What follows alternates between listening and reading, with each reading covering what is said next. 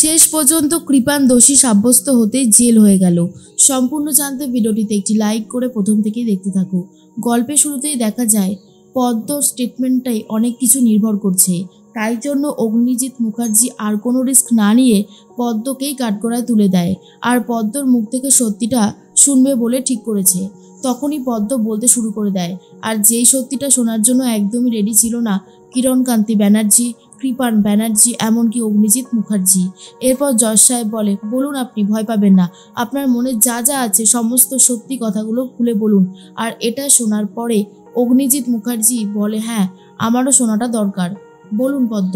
এরপর পদ্ম বলে, আমি সেদিনকার বড় বাবুর ছোট ছেলের বিয়েতে যাচ্ছিলাম, আর সেদিনই আমাকে কৃপান দাদাবাবুর দুজন বন্ধু আরও অনেকে মিলে নিয়ে যাচ্ছিল, কিন্তু আমি বুঝতে পারিনি।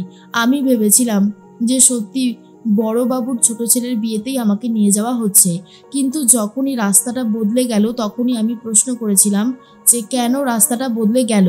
ওরা বলল বিয়েটা নাকি বিয়ে বাড়িতে হচ্ছে, বাড়িতে না, অন্য কোথাও হচ্ছে, তাই আমাকে নিয়ে যাচ্ছিল। এরপর অগ্নিজিৎ মুখার্জি মনে মনে ভাবে, পদ্ম এসব কি বলছে? পদ্মকে যেসব শিখিয়ে দিয়েছিলাম, কই সেই কথাগুলো তো পদ্ম বলছে না, না, কোথাও একটা গন্ডগোল তো থেকেই যাচ্ছে। এরপরেই অগ্নিজিৎ মুখার্জি বলে, পদ্ম আপনি কি বলছেন? আপনি যা বলছেন সেটা তো মিলছে না। তখনই জজ সাহেব বলে, অগ্নিজিৎ মুখার্জি, আপনি ওনাকে বলতে দিন, আপনি যদি ওনাকে বলতে না দেন তাহলে কিন্তু খুব অসুবিধায় পড়বেন আপনি নিজে। এবারে কিরণকান্তি ভাবে, পদ্মকে এইসব কথা তো শিখিয়ে দেওয়া হয়নি, পদ্ম এসব কি বলছে? আমার ছেলেটা শেষ পর্যন্ত জেল হয়ে যাবে না তো?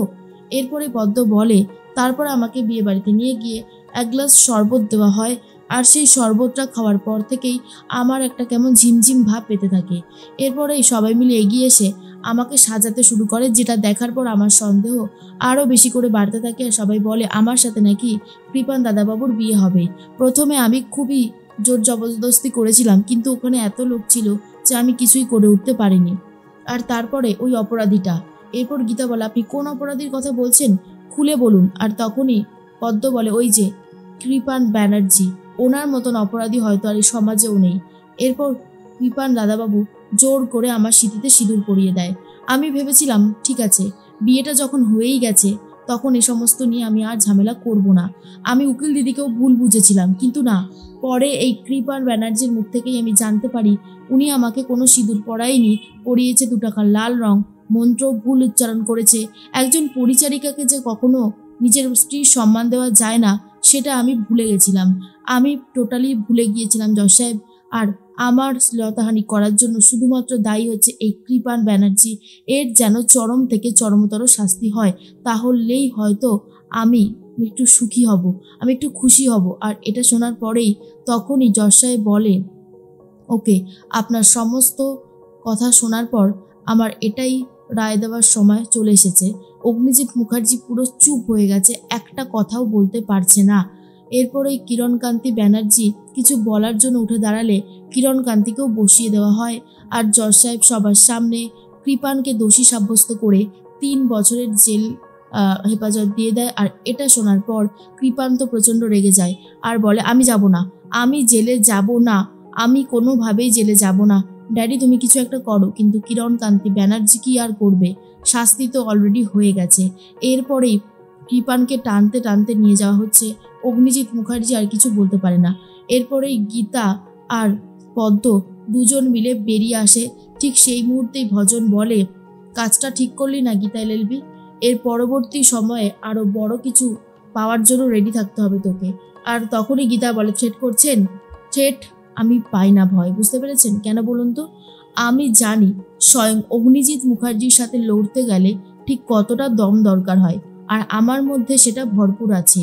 অন্যায় করেছেন আপনারা, আবার বড় বড় কথা বলছেন, কোনো লাভ হবে না, কারণ যেটা সত্যি সেটা আমি বলবই।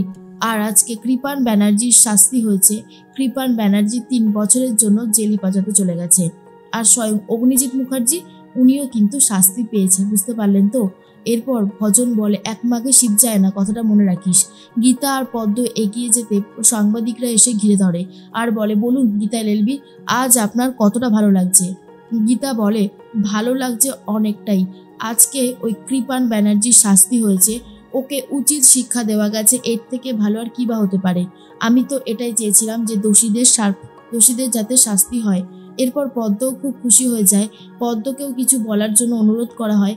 পদ্ম এটাই বলে, কৃপান দাদাবাবু আমার সাথে যে অসভ্যতামি করেছে, নোংরামো করেছে, তার উচিত শিক্ষা পেয়েছে কৃপান দাদাবাবু। ব্যাস, আজকের দিনে আমার এটাই বলবার ছিল। এরপর গীতা আর পদ্ম সেখান থেকে চলে যায়।